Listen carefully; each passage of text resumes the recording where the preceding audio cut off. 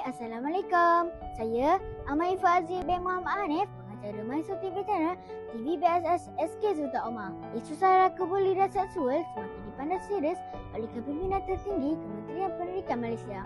Bertitik tolak daripada itu, satu inisiatif yang diberi nama Gerakan Kepimpinan Madani Hentikan Sara Kebuli dan Seksual telah diambil bagi menangani isu tersebut.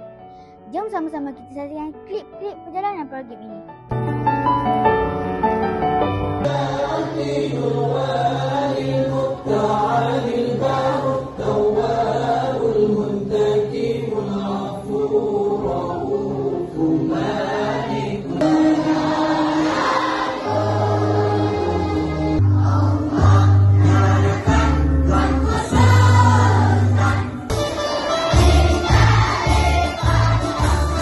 Bahawasanya negara kita Malaysia mendukung cita-cita hendak mencapai perpaduan yang lebih erat. Rakyat Malaysia berdikrar. Alhamdulillah, marilah kita sama-sama memanjatkan syukur kehadirat Ilahi kerana dengan limpah kurnianya dua mata kita diberikan luangan waktu untuk bersama-sama berkumpul.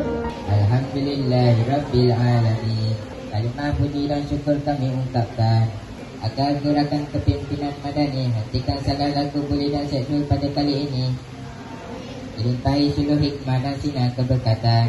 Engkau benar-benar hidup ini bukanlah satu perlombaan untuk menjadi yang terbaik, tetapi satu perjalanan untuk memperbaiki diri setiap hari. Hal ini memberi makna bahawa pengembangan sosial dan akhlak yang baik adalah proses keterusan yang memerlukan usaha dan komitmen. Sinar di jiwa, bersinar terang, tiada surang. Maka berkata, kebaikan itu mulia dalam setiap langkah, dalam setiap amalan. Buli, satu perbuatan kejam, menghitamkan hati, merobek jiwa. Maruah manusia jangan dinodai.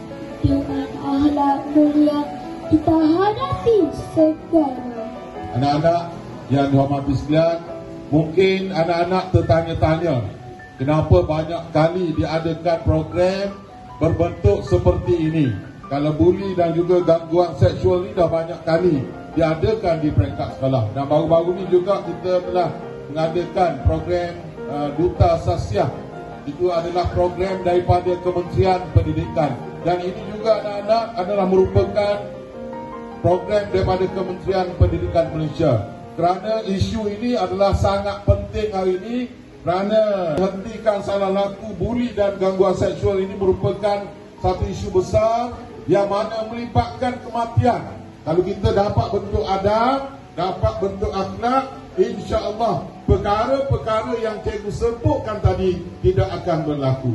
Kenapa ini perlu diasuh di peringkat sekolah, di peringkat anak-anak kecil lagi, supaya nanti bila besar nanti kita akan menjadi model dan contoh yang terbaik kepada manusia yang lain.